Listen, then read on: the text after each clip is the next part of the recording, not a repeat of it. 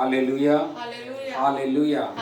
దేవుని యొక్క ఘనమైన నామానికే మహిమ కలుగును గాక. మనం ఇంతవరకు మరి మనకు వచ్చినటువంటి రాగముల ద్వారా, మనకున్నటువంటి స్వరాల ద్వారా, మనతో ఉన్న 10 తంతుల తార అనబడుతున్న చేతులు వ్రేళ్ళు చప్పట్లు కొట్టి మనం ప్రభుని స్తుతించి ఆయనను ఘనపరిచుంటున్నాం. మరి ఇంతవరకు మనం దేవుని పాటల ద్వారా మహిమపరిచుంటున్నాం. ఈ సమయంలో కొద్దిసేపు మనం వాక్యం ధ్యానించి తర్వాత దేవుడు మనకి ప్రార్థన చేయుట నేర్పించునుగాక. హల్లెలూయా. నిన్నటి దినంలో కూడా ఒక వాక్యం చెప్పి ఉంటున్నాను. ఏమని? దావీదు అన్నాడు, నేను ఎలా యుద్ధం చేయాలో, నాకు యుద్ధం చేయుట, ఎలా విల్లు ఎక్కువ పెట్టాలో, అంటే బాణం ఎట్లా కొట్టాలో నాకు రేళ్ళకు కూడా అది కూడా నీవు నాకు నేర్పించుమని అడిగితే ఆ విధంగా మనం ఎలా ఉంటున్నది. మన క్రొత్త నిబంధనలో మనం ఏ విధంగా యుద్ధం చేయాలా? పాత నిబంధనలు అయితే ఖడ్గాలు ధరించి యుద్ధాలకు వెళ్ళి జయిస్తారు. కానీ క్రొత్త నిబంధనలో ఆయుధాలు వాడడమే లేదు, కేవలం ప్రార్థన అనే దాన్ని కొద్దిసేపు మనం దేవుని యొక్క వాక్యంలో ధ్యానించి ఉంటున్నాం. ఈరోజు కూడా ఒక అంశం పైన కొద్దిసేపు మనం ధ్యానం చేసి ప్రార్థన చేసి మన పట్ల కూడా ఈ కార్యాలు జరుగుతాయని మనం నమ్మవలసి ఉంటున్నది. హల్లెలూయా. ఎందుకంటే వాక్యం ఏదైతే దేవుడు మనతో మాట్లాడతాడో ఆ వాక్యం కేవలం వారి జీవితంలో కాదు, మన జీవితంలో కూడా జరుగుతుందని మనం నమ్మాలా. దేవుడు మనకి బైబిల్ని ఎందుకు పెట్టి ఉంటున్నాడంటే సాక్ష్యం అన్నమాట, టెస్టమని అన్నమాట. ఇలా చేస్తే ఇలా ఉంటుంది, ఇలా చేస్తే ఇలా ఉంటుందని నేర్చుకోవడానికి ఆయన దానిని మన ముందు పెట్టి ఉంటున్నాడు. కాబట్టి బైబిలే ఏది సత్యమైన కాకపోయినా ఈ లోకంలో ఒకే ఒకటి సత్యం, అదేమిటంటే దేవుని వాక్యం. యేసు నేనే సత్యం, నేనే మార్గం, నేనే జీవం అన్నాడు. కాబట్టి నేటికిని కూడా ఆయన సజీవుడై ఉంటున్నాడు. కాబట్టి అందుకే మృతమైన దానిలో మనం వెతుకోకుండా జీవమైన దానిలో మనం వెతికినట్లయితే జీవంలో ఉంటున్న మనం కూడా జీవాధిపతులుగా ఉండిపోతాం అన్నమాట. హల్లెలూయా.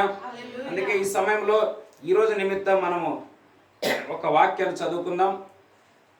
మత్తయి రాసిన సువార్త 4వ అధ్యాయము 11వ వచనాన్ని ఈ 11వ దినంలో మనం ధ్యానం చేయనంటున్నాం. 4వ అధ్యాయము 11వ వచనంని 11వ రోజులో ప్రభు మనకు ధ్యానం చేయడానికి కృప చూపునుగాక.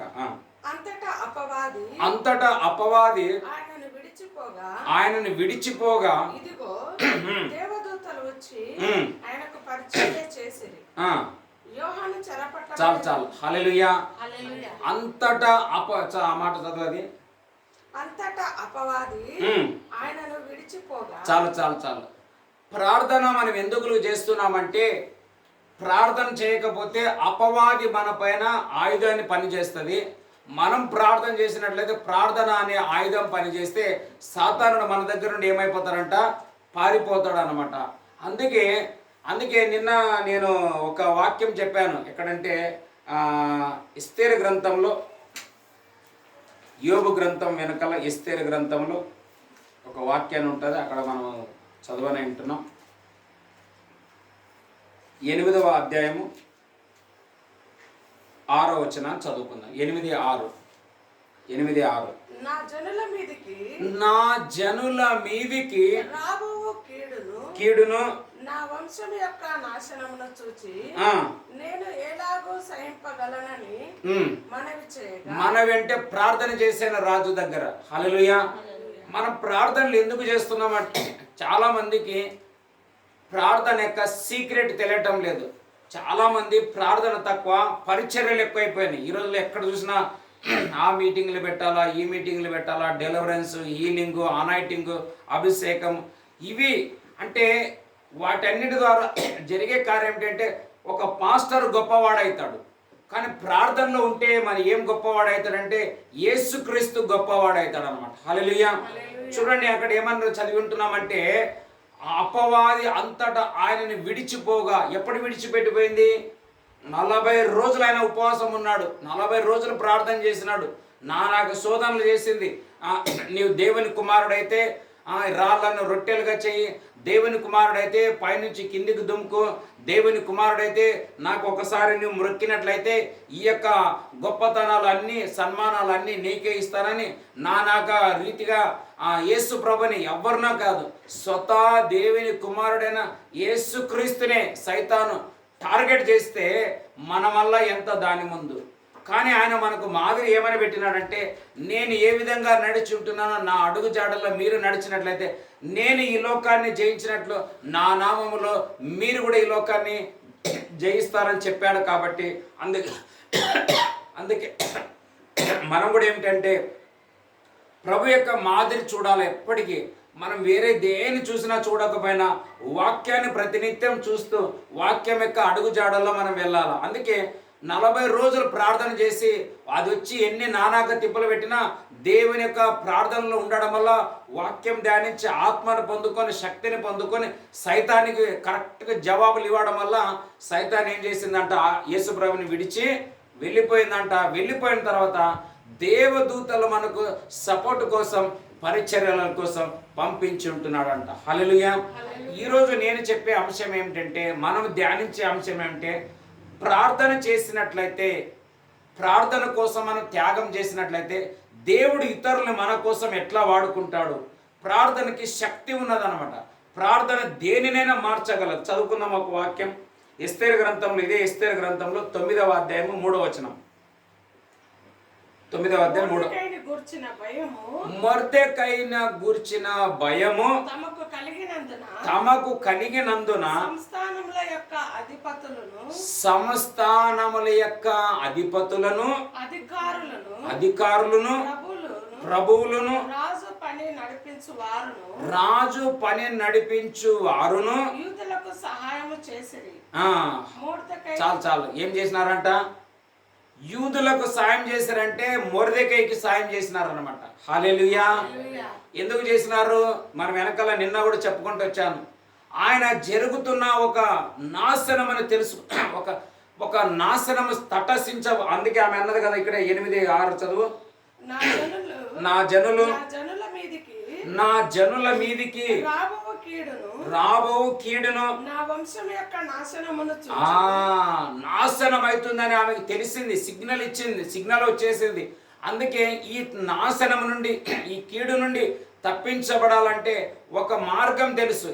ఈ ఎస్తేరు ఎవరు అని కొంచెం మరలా నేను వెనక ధ్యానించాను. హల్లెలూయా. అసలు ఈ ఎస్తేరుకి మనం కూడా అందరూ ఒక సెల్యూట్ కొట్టాలా, ఆమెను సన్మానించాలి. ఎందుకు చెప్పు, ఈ ఎస్తేరు ఎవరో కాదు, సౌలు వంశస్థురాలు, బెన్యామీనురాలు అన్నమాట. హల్లెలూయా. సౌలేమో దేవుని మాట వినుకోకుండా పడిపోయినాడు, యుద్ధంలో చనిపోయినాడు. సౌలు యొక్క ముగ్గురు కీషు కుమారుడైన పడుతుంది. మనం ఈ పుస్తకం అంతా చదివితే కీషు కుమారుల యొక్క ఒకరిలో ఈమె ఆయన మనమరాలు అవుతుంది అనమాట. ఆ వంశంలో బెన్యామీనుల వంశంలో ఉంది అనమాట ఈమె కూడా. నేను ఈ పుస్తకం ఎస్తేరు గ్రంథం చదివితే తెలుస్తుంది. కానీ సౌలేమో దేవుని మాటకు లోబడలేదు. దేవుని మాట కాదని విడిచిపెట్టి వెళ్ళిపోతే దేవుడు ఆయన ఏం చేసినాడంట, శత్రువులకు అప్పగించినాడని ఒక స్థలంలో ఎప్పుడో నేను చదివాను. ఎక్కడ ఉంటుంది అది, మొదటి దినవృత్తాంతంలోనేమో ఉన్నది, నేను చదివానేమని. శత్రువులు దావీదు యొక్క చదువుదామా, మొదటి దినవృత్తాంతంలో.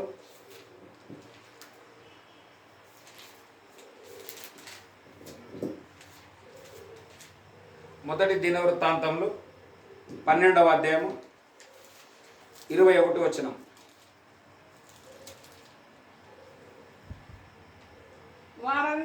వారందరూ పరాక్రమశాలును సైన్యాధిపతులనే ఉండిరి. ఆ దండును చేయుటకు వారు దావీదునకు సహాయం చేసిరి. దావీదు దండు దేవుని సైన్యము వలె మహా సైన్యమగునట్లు ప్రతి దినమున అతనికి సహాయం చేయువారు అతని యొద్దకు వచ్చుచున్నారు. హల్లెలూయా. ఈ ప్రజలందరూ ఎవరు అనేది నేను ఒకరోజు చెప్పాను. వీళ్ళంతా సౌలు యొక్క సైనికులు అన్నమాట. కొన్ని లక్షల మంది సైనికులు ఉంటున్నారు. కానీ వీళ్ళందరూ ముందేమో సౌలు రాజు దగ్గర పనిచేస్తున్నారు. కానీ రాను రాను దేవుడు ఏం చేసినాడంటే, నేను నా కోసం, నా రాజ్యం కోసం, నా జనుల కోసం ఎన్నుకుంటే ఈ సౌలేమో ఎన్ని మార్లు చెప్తే నా మాట వినటం లేదు, మరి ఇట్లయితే కుదరదని చెప్పి శత్రువులకు అప్పగిస్తే ఒకసారి ఫిలిష్తీయుల యుద్ధంలో ఆయన చనిపోతాడు అనమాట. ఆయన కుమారులు కూడా చనిపోతాడు. కానీ దావీదు అలా కాకోకుండా ప్రతిసారి ప్రార్థన చేస్తాడు. ఒకసారి ఏమని, ప్రభువా నేను ఫిలిష్తీయుల పైన యుద్ధానికి వెళ్ళానా వద్దా, వాళ్ళని జయించాలా వద్దా అని అడిగితే, ఓకే వెళ్ళు, నీ పక్షంలో నేను నీకు సాయం చేస్తాను అంటాడు. ఈ విధంగా ఆయన మాట ప్రతిదానికి ప్రార్థన ప్రార్థన ప్రార్థన ప్రార్థన ఉండడం వల్ల దావీదు అంతకంతకు జయము పొంది ఆయన ఏం చేసినాడంట, ముందుకు వెళ్ళినాడని దేవుని వాక్యంలో రాయబడింది అనమాట. హల్లెలూయా. అదే మొదటి దినవృత్తాంతములు 11వ అధ్యాయము 9వ వచనం. 11:9. సైన్యములకు అధిపతియగు యెహోవా అతనికి తోడై ఉండగా దావీదు ఈ ప్రకారము అంతకంతకు చూసినారా. హల్లెలూయా. ప్రార్థనలు చేసేటప్పుడల్లా, ప్రార్థనలకు వచ్చేటప్పుడల్లా, ఇలాగ మన మీటింగ్ లో ఒక తీర్మానం చేసి ఏర్పాటు చేసుకున్నప్పుడల్లా మనం గొప్పవారు అయితే కానీ నశించిపోతుంటున్నాం అనడానికి నో ఛాన్స్ అనమాట. హల్లెలూయా. కొంతమంది అడుగుతున్నారు, అనేకులకి ఈ విషయం తెలిసే, నిజంగా అట్లా జరగకూడదు కదా కానీ అది జరిగిపోయింది సడన్ గా అంటున్నారు కొందరు విషయంలో. కారణమేమి? హల్లెలూయా. దేవుని సహవాసం మానుకుంటే ఏమి జరిగిపోతుంది ఎవరికి తెలియదు. కానీ ఎస్తేర్ అన్నది, రాబో కీడును, నా జనుల నాశనము నేను ఎలా సహించగలను? ఆమెకి ఎట్లా తెలుసు రాబోతుంది కీడని? ఎట్లా తెలుసు ఆమెకి నాశనమని? ఆ దృష్టి కలిగి ఉంది అనమాట. హల్లెలూయా. ప్రార్థనలో ఉంటే రేపేం జరుగుతుంది, ఎల్లుండి ఏం జరుగుతుంది, రాబో దినాల్లో ఏం జరుగుతుంది, దేవుడు మనకి అన్ని తెలియపరుస్తాడు. కాబట్టి అందుకే మనం ఏం చేయాలంటే, ప్రార్థనల ద్వారా తప్ప ఇలాంటి దయ్యాలను మీరు జయించలేరు, దీనిని సాధించలేరు అని ఒక మాట ఉంది. కాబట్టి అందుకే మనం ఎప్పుడు కాకపోయినా ఏడాదిలో ఒక టైం, ఒక నిర్ణయం, ఒక సన్నివేశంలో బాగా మనం బలం పొందుకోవాలన్నమాట. హల్లెలూయా. ఇప్పుడు ఎట్లా మనం ఒక ఊరికి వెళుతున్నాం, ఒక 4 రోజులు 5 రోజులు పిక్నిక్ వెళుతున్నామంటే ఏం చేస్తాం? ఈ 5 రోజుల ప్రయాణానికి మనకి ఏమేమి కావాలో, టికెట్లు కావచ్చు, రిజర్వేషన్లు కావచ్చు, బట్టలు కావచ్చు, సూట్ కేసులు కావచ్చు, ప్రతిదీ మనం ఏం చేసుకుంటామంటే అన్నిటిని మనం ప్రిపేర్ చేసుకుంటాం. ఈ వార దినములంతా నేను ఎట్లా అక్కడ ఉండాలా, ఎవరితో ఏమేమి ఉండాలా, మనం ఎట్లా అన్ని సర్దుబాటు చేసుకుంటామో, ప్రార్థనలో ఉంటే కూడా ఏమవుతుందంటే రాబోతున్న దినాలలో మనకు ప్రాబ్లమ్స్ వస్తే ఎట్లా మనం జయిస్తామా అనేది ప్రార్థన మనకి నేర్పిస్తుంది అనమాట. హల్లెలూయా. అందుకే అక్కడ చదువు ఎస్తేరు గ్రంథం 9:3. ఎస్తేరు గ్రంథం 9వ అధ్యాయం 3వ వచనం. మొర్దెకైని గూర్చిన భయము తమకు కలిగినందున సంస్థానముల యొక్క అధిపతులను, అధికారులను, ప్రభువులను, రాజు యొక్క పనులను నడిపించు వారును హల్లెలూయా. కొన్ని సంవత్సరాల క్రిందట డిడిఎం చర్చిలో నేను పనిచేస్తున్నప్పుడు ఒక అన్న ఉండేవారు. ఆయన పేరు ఏం పేరు? అప్పెండ అని. నాకు బాగా తెలుసు. అప్పెండ అని మిషన్ కంపౌండ్లో ఒక వ్యక్తి ఉండాడు. ఆయన ఈ రాజకీయ విషయాలు చాలా వరకు ఆయనకు తెలుసు అనమాట. ఆయన ప్రతి సాయంకాలం 3 గంటలకు లేదా 2 గంటల టైంలో చర్చి దగ్గరికి వస్తాడు. వచ్చి ఆయన మొదటిగా చర్చిలో మోకరించి ఒక స్థలంలో ప్రార్థన చేసుకుంటాడు. ఈవెన్ ఎవరు ఒక గ్లాస్, ఒక డ్రాప్ నీళ్ళు ఇచ్చినా తాగడు. ఈవెన్ మైకల్ పాస్టర్ ఇచ్చినా కూడా తాగడు. ఆయన ఏమిటంటే ఒక డెడికేషన్. ఇంటి నుండి బయలుదేరినప్పుడు వస్తాడు, ఫస్ట్ వచ్చి చర్చిలో మోకరించి ప్రార్థన చేసుకుంటాడు. మరలా అక్కడ నుండి వెళ్ళేటప్పుడు సెంట్ పీటర్ కాడ కొంచెం ప్రార్థన చేసుకుంటాడు. మరలా లూథరన్ చర్చ్ కాడ కొంచెం ప్రార్థన చేసుకుంటాడు. మరలా ఇంటికి బ్యాసన్ మిషన్ దగ్గర కొంచెం ప్రార్థన చేసుకుంటాడు. ఇంటికి వెళ్ళిన తర్వాత నీళ్లు తాగి అప్పుడు ప్రార్థన అయిన తర్వాత తింటాడు, నీళ్లు తాగుతాడు. అయితే ఆయనకి రాజకీయమైనటువంటి విషయాలు బాగా తెలుసు అనమాట. నేను ఎందుకంటే అక్కడ కొన్ని సంవత్సరాలు ఉన్నాను కాబట్టి ఆయన వచ్చినప్పుడల్లా అప్పుడప్పుడు నేను పాస్టర్కి నేను టీ ఇచ్చేటప్పుడు, నీళ్ళు ఇచ్చేటప్పుడు ఆయన కూడా ఇస్తే ఆయన వద్దనేవాడు. మరి అప్పుడు వాళ్ళు మాట్లాడే వాళ్ళు నేను కూడా వినేవాడిని. ఇప్పుడు ఈ పార్టీలు అట్లా సిస్టమ్ చేస్తున్నారు, వాళ్ళు అట్లా తెస్తున్నారు. మరి అక్కడ ఎవరైనా వచ్చి పోలీసులు కానీ, రాజకీయ నాయకులు కానీ ఏదన్నా కొద్ది గొప్ప సమస్య చేస్తున్నారంటే వెంటనే పాస్టర్ ఏం చేసేదంటే అప్పెన్న అనే ఆయనకి చెప్పేవారు అనమాట. ఇలా జరుగుతుంది. అప్పుడు ఇమ్మీడియట్ ఆయన ఏం చేస్తారు తెలుసా? నేను చాలాసార్లు చూశాను. ఆయన నా ముందే పెద్ద పెద్ద పోలీసులకి, పెద్ద పెద్ద అధికారులకు ఫోన్ చేస్తాడు. ఇట్లా అంటున్నారు, వాళ్ళ గురించి కొంచెం మాట్లాడు అంటాడు. హల్లెలూయా. ఎందుకు ఆయనకి పాస్టర్కి వాళ్ళు సపోర్ట్ చేశారంటే ప్రార్థనా పరుడు అనమాట. హల్లెలూయా. ఇక్కడ కూడా ఇంగ్లీష్లో చదువునాయన, అది బుక్ ఆఫ్ ఎస్తేర్ చదువుదాము. ఈ వచనం దయచేసి చదువుకోండి. ఎస్తేర్ గ్రంథం 9వ అధ్యాయం 3వ వచనం. English. officials of the provinces, ఆ, the satraps, ఆ, the governors, um, and all those doing the king's work, um, helped the Jews um. because the fear of Mordecai ఆ. fell upon them. హల్లెలూయా. ప్రార్థనలో మనం ఉన్నట్లయితే, దేవుని దగ్గర మనం మొరపెట్టినట్లయితే, దేవుడు యేసుక్రీస్తుకి ఎట్లా దేవదూతలను పంపించి సపోర్ట్కి పంపించినాడు, మనము కూడా ప్రార్థన చేసినట్లయితే మనకు కూడా ఏదైనా సహాయం కావాలంటే, మనకు సహాయం తెలియకపోయినా దేవుడు ఎవరినో ఒకరిని వాడుకుంటాడు. ఏదో ఒక అధికారిని కదిలిస్తాడు, ఏదో ఒక మనిషిని స్పర్శిస్తాడు, ఎవరినన్నా పంపుతాడు ఆయన. హల్లెలూయా. అందుకే ఈ ప్రార్థన మనం ఎందుకు చేస్తున్నామంటే, ఎస్తేర్ అన్నది కదా, రాబో కాలంలో నా యొక్క జనుల యొక్క నాశనమును, ఈ కీడును చూసి నేను ఎలాగా మౌనంగా ఉండగలను రాజా అని దేవుని దగ్గర, ఆ రాజు దగ్గర మొరపెడితే, మనము రాజులకు రాజు ప్రభులకు ప్రభు అయిన దేవుని దగ్గర మొరపెడుతున్నాం. ఏమని? యేసు ప్రభు స్వతహా చెప్పాడు, నేను వచ్చే కాలంలో జనముల పైన జనములు, యుద్ధాలు, భూకంపాలు, జలప్రల, కులం మతం కొట్టుకుంటారు. కానీ ప్రార్థనలో గడిపే వారు ఏం చేస్తారంట, పరిశుద్ధుల యొక్క ప్రార్థనల వల్ల ఆ భయంకరమైన దినాలు కొన్ని తగ్గించబడతాయని రాబడ్డది. హల్లెలూయా. మనం కూడా ఒకవేళ అలాంటి సమస్యలు చిక్కుకోకుండా ఉండాలంటే మనం ఏం చేయాలంటే, ఎప్పుడో ఒకసారి కంటిన్యూ కాకపోయినా సంవత్సరంలో కొన్ని రోజులు ఏం చేయాలంటే దేవునితోనే గడపడానికి మనం ప్రారంభించాలి. అందుకే ఎస్తేరు మరలా మొర్దెకై కొంతమంది కేవలం 3 రోజులు ప్రార్థన చేశారు. వాళ్ళు ఎన్ని రోజులండి? మనం 40 రోజులు పాజిటివ్ ప్రార్థన చేస్తున్నాం. మీరు ఉండొచ్చు, ఉండకపోవచ్చు, అది వేరే, నేను ఉండాలని చెప్పడం లేదు. కానీ వాళ్ళు కేవలం 3 రోజులు ఉంటే మొత్తం అధికారులు, పెద్ద స్థానాలు ఉంటున్న వాళ్ళందరూ యూదులకు భయపడ్డారంట, వాళ్ళకు వచ్చి హెల్ప్ చేయడానికి ప్రారంభించారంట. కానీ మనము 40 రోజులు చేస్తున్నాం. హల్లెలూయా.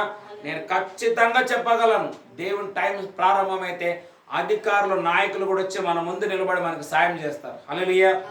బెల్లంపల్లికి నేను పోయిన సంవత్సరం 50 రోజులు ఉపవాస ప్రార్థన తర్వాత నేను కూడా లాస్ట్ 2 రోజులు వెళ్ళాను అనమాట. అక్కడ కూడా ఆ యొక్క డిస్టిక్ లెవెల్, మంచిర్యాల జిల్లా లెవెల్లో ఉన్న ఎమ్మెల్యేలు, ఎంపీలు కూడా వచ్చి ప్రార్థన కూర్చుంటారు కొన్ని గంటలు. ప్రాఫిట్ భజేంద్ర సింగ్ అనేటి ఆయన పంజాబ్లో ఉంటున్న గొప్ప దైవజనుడు, మన విదేశంలో ఫీజీ అనబడుతున్న ఒక దేశానికి వాక్య పరిచయానికి వెళితే ఆ దేశ ప్రధానమంత్రి 4 గంటలు మీటింగ్లో కూర్చున్నాడంట. ఎన్ని గంటలు? మనం ఎన్ని గంటలు కూర్చుంటున్నాం లెక్క పెట్టండి. సండే రోజు ఎంతోమంది ఆరాధనకి కనీసం 2 గంటలు రెగ్యులర్గా వెళ్ళటం లేదు. మొన్న ఎప్పుడో 7వ రోజు చెప్పాను, ఆరాధనని మనం నిర్లక్ష్యం చేస్తే దేవుని యొక్క ఉగ్రత ఎట్లా వస్తుంది? ఆరాధనని మనం ఘనపరిచినట్లయితే, ఆనర్ చేసినట్లయితే ఎక్కడో ఒక సాట ఉంటుంది. ఏమని? అది మహాదినం, the day of great day అని ఇంగ్లీష్లో ఉంటుంది.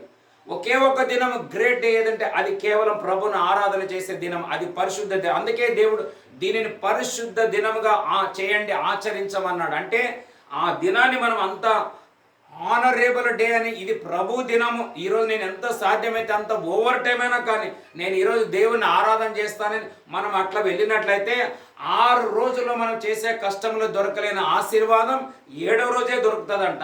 అందుకే ఇజ్రాయెల్ ప్రజలకి మోసే ఏమంటాడు, మీరు 6 రోజులు మౌనంగా ఉండాలా, విశ్రాంతి దినానికి 1 రోజు ముందు మీరు మన్నాని డబల్ జమ చేసుకోవాలి. ఎందుకంటే విశ్రాంతి దినంలో ఏ ఒక్క వ్యక్తి కూడా మన్నాని మీరు ఏరుకోకూడదు.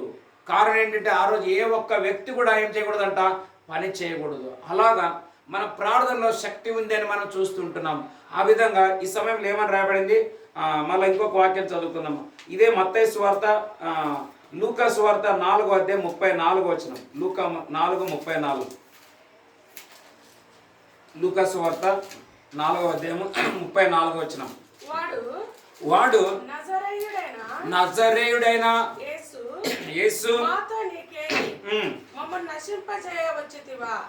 నీవెవరివో నేను ఎరుగుదును, నీవు దేవుని పరిశుద్ధుడవని బిగ్గరగా కేకలు వేసాను. హల్లెలూయా. మరొకసారి చదవండి, చూడండి అందరు దయచేసి దాన్ని చదవండి. వాడు నజరేయుడవైన యేసు మాతో నీకేమి, మమ్మను నశింపజేయవచ్చితివా? చాలు. ఒకటో వచనం చదువు. 4వ అధ్యాయం 1వ వచనం.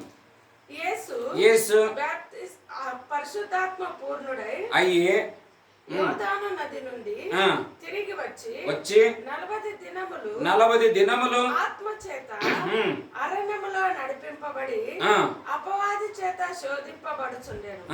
ఆ దినములలో చాలు చాలు చాలు 40 రోజుల నిన్న కూడా చెప్పాను నేను. హల్లెలూయా. ఈ 40 రోజులు ప్రార్థన చేసి ప్రార్థన గదిలో నుండి ఇంకా ఆయన బయటికి వచ్చిన తర్వాత ఆయన ఏమీ మాట్లాడకపోయినా ఒక వ్యక్తిలో 2000 దయ్యాలు ఉన్నాయన్నమాట. ఇంకా ఈయన ఏమి యేసునామంలో పో సైలెంట్ ఏం మాట్లాడలేదు ఆయన. హల్లెలూయా. ఏం మాట్లాడలేదు. ఊకే అట్లా తన దారిలో తాను వెళ్ళిపోతుంటే వానిలో ఉన్న దయ్యాలు, ఓ సర్వోన్నతుడైన దేవుని కుమారుడు అయిన యేసు, నీవు పరిశుద్ధుడము, నీవు ఎందుకు మమ్మల్ని ఏం చేయడానికి వచ్చినావంట? నాశనం చేయడానికి వచ్చినావని కేకలు వేసిన, బిగ్గరగా కేక వేసిందని రాయబడ్డది. హల్లెలూయా. అలాగా మనం ప్రార్థనలో ఉన్నట్లయితే మనకు తెలియకుండానే మనకు నాశనం ఏదైనా తటస్థిస్తుందంటే మనం ప్రార్థన చేస్తే మనకు తెలియకుండా యేసు యొక్క రక్తపు కంచె ఉంటుంది, దేవదూతల పరిచర్య ఉంటుంది. అలాగే మనకు ప్రభుత్వ ఆలయాలు కావచ్చు. నేను అప్పుడప్పుడు ట్రైన్లో వెళ్తాను. ట్రైన్లో వెళ్ళేటప్పుడు కొంతమంది నాకు పరిచయం ఉన్న వాళ్ళు, మరి కొంతమంది ఇంకా కొంచెం హై లెవెల్లో జాబ్ చేసేవాళ్ళు, కొంతమంది టీసీలు కూడా పరిచయం ఉండరు. నేను ఒకసారి నేను కూర్చొని ఉన్నాను. నా అక్కపక్కలో ఉంటున్న వాళ్ళు టీసీ వచ్చే లోపల ఇంకా అందరూ వెనక ముందు అయిపోతుంది. ఎందుకంటే జనరల్ టికెట్ ఉంటారు, కొందరిది కన్ఫర్మ్ ఉండవు. కానీ నేను ఆయన చూసి నా మౌనంగా ఉన్నామన్నమాట. ఆయన నా దగ్గరకు వచ్చే లోపల ప్రైజ్ లార్డ్ పాస్టర్ అన్నాడు. టీసీ అనమాట, ఎవరో కాదు, మన వెనకాల లైన్లో ఉన్నాడు ఒక అన్న.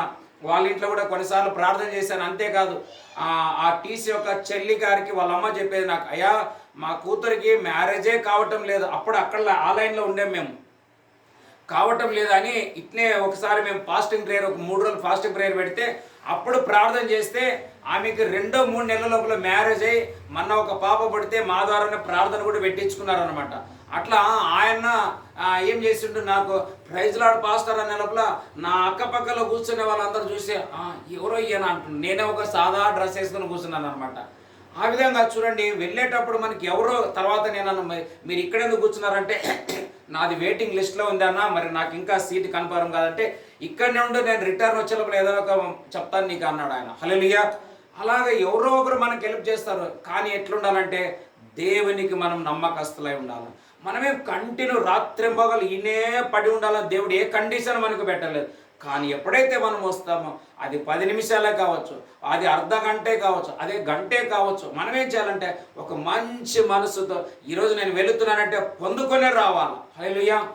ఆ పట్టుదలతో మనం వచ్చినట్లయితే తిరిగి మనం వెళ్ళేటప్పుడు నింపుకొని మనం వెళుతాం. లేదులేండి ఊకే వెళ్ళాలా, మరి ఒకవేళ లక్కేன்னு అడుగుతాడేమో, అక్క అడుగుతుంది, ఏందక్క ఈ స్టార్ట్ అయ్యి 11 రోజులు అయింది, ఒక్కరోజు కూడా నీ ముఖం కనబడలేదు, మనం అడుగుతామని ఆ భయంతో వచ్చినట్లయితే ఆ ముఖాలు అట్నే ఉంటాయి, కానీ గ్లోరియస్ కావడానికి వీలే లేదనమాట. హల్లెలూయా. అలా కాకుండా మనం వద్దాం, మన టైం ఉన్నప్పుడల్లా వద్దామా, ఇది నాది కాదు. హల్లెలూయా. అక్కడేం రాయబడింది చదువు వచనం 4:1 4:1 పరిశుద్ధాత్మ పూర్ణుడై యోర్దాను నది నుండి తిరిగి వచ్చి 40 దినములు ఆత్మ చేత నడిపించబడి, అంటే అర్థం ఏంటంటే తనంతట తాను సొంత ఇంట్రెస్ట్తో చేయలేదు యేసు ప్రభు. దేవుని ఆత్మ ఆయనకు తెలియపరిచింది, నీవు ఇట్లుంటే నీవు ముందు సైతాన్ రాజ్యాన్ని గడగడ వణికిస్తావు, లేకుంటే అది వచ్చి నిన్ను ఏం చేస్తుందంట, బద్దలు చేసేస్తుందని. హల్లెలూయా. ప్రవీణ్ పాస్టర్ ప్రతి ఏడాది 50 రోజులు ఉపవాస ప్రార్థన ఉంటాడు. అయితే ఆయన ఉపవాస ప్రార్థన ఎట్లుంటాడంటే ఒక గదిలోకి వెళ్ళిపోతే ఫస్ట్ రోజు వెళ్ళిపోతే 50 రోజే బయటకు వస్తాడు. ఇంకా మరలా అక్కడ నుంచి బయటికి రాడు. పరిచర్యలు జరుగుతుండాయా లేదా, మనుషులు వస్తున్నారా లేదా, అక్కడ భోజనాలు ఉన్నాయా లేదా, పండుకోవడానికి ఉన్నాయా లేదా, బయట సిచ్యువేషన్లు ఒక్కటి అడగడు, ఒక్కటి ఏమో ఆయనకు ఉండదు. ఆయన ఒకసారి వెళ్ళిపోతే బయటికి రాడనమాట. ఆయనకి ఏదన్నా కొద్ది గొప్ప నీడ్స్ ఉంటే అక్కడ కిటికీలో ఏదో పేపర్లో రాసి లేదంటే ఒక మెసేజ్ పెడతారంట, అంతేగాని ఎవరితో కాంటాక్ట్ ఉండదు, ఒక మొబైల్ కూడా ఉండదు. ఆయన కేవలం వాక్యం, ప్రార్థన, పుస్తకాలు, సందేశాలు, దేవునితో పోరాడడం, ఆ విధంగా 50 రోజులు ఉండి 1 గంట సేపు మెసేజ్ చేస్తే లక్షల మంది దీవించబడి జయముతో తిరిగి వెళ్ళిపోతారనమాట. ఆ తర్వాత మళ్ళా ఏడాది అంతా కూడా ఒక బలమైన పరిచయం, అక్కడక్కడ లక్షలాది మందికి సువార్తలు ప్రకటించి దురాత్మలు, అంధకార చేతబడి శక్తుల చేత పట్టబడిన వారు విడుదల చేసి సంఘాలను బలపరుస్తూ, సేవకులను బలపరుస్తూ ఇలాగ వారి పరిచర్య వెళుతుంది. కానీ ఏమైందంటే ఎవరో ఒక వ్యక్తి, అరే పాస్టర్ 50 రోజులు చేస్తున్నాడంటే నేను కూడా ఎందుకు చేయకూడదని ఈయన పోయిండంట చేయడానికి. హల్లెలూయా.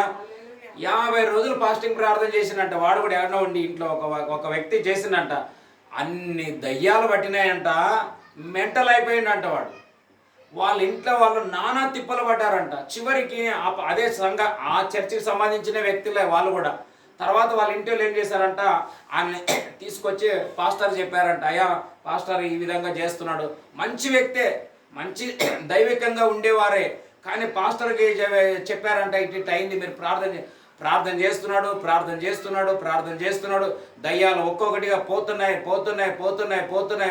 ఇలా ఎంతో టైం బట్టి, ఎంతో సమయం బట్టి నాకు విధాలుగా సమస్యలు ఉంటే ప్రార్థనలో విడుదల నార్మల్గా మళ్ళా కొంచెం చేతరించుకోవడానికి ప్రారంభించాడంట. హల్లెలూయా.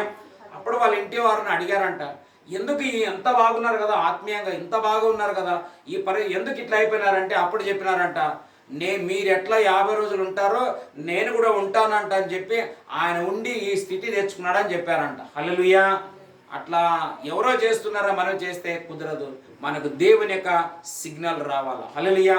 ఇదే రైల్వే స్టేషన్లో మన అందరికీ తెలుసు, ట్రైన్లు నిలబడి ఉంటాయి. ముందు గ్రీన్ సిగ్నల్ పడేంత వరకు ట్రైన్ ఎట్టి పరిస్థితుల్లో మూవ్ కాదు.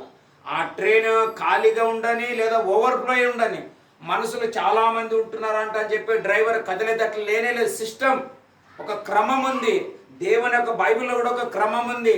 అందరు చేస్తున్నారు. ఇప్పుడు చాలామంది పరిచయలు కూడా ఎట్లా అయిపోయినాయంటే, 2 పాటలు వచ్చినాయి, 2 వాక్యాలు చెప్పడానికి వస్తుంది, 2 దయ్యాలు వదిలించినాను, 2 రోగాలు స్వస్థపరిచినాను, నేను కూడా పాస్టర్ని, సంఘం పెడతాను, స్టార్ట్ చేయి. 2 ఏళ్ల తర్వాత ఉంటుంది నీ సంగతి. వేసి వెనకాల గుద్దితే కానీ సైతాను గాడు, అప్పుడు నీ సంగతి బయటపడదు.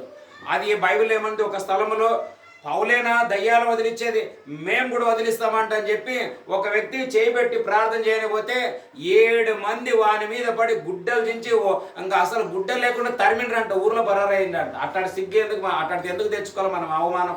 ఆదాము అవ్వలు తెచ్చుకునే సరిపోక మళ్ళీ ఈయన తెచ్చి పెడుతున్నాడు సంఘంలో. ఇలాగ నేనేమంటా, ఒకటి దేవునితో కనెక్షన్ ఉన్నవారితో మనం కనెక్ట్ అయి ఉండాలా, లేదా మనమైన దేవునితో కనెక్షన్ అయి ఉండాలా.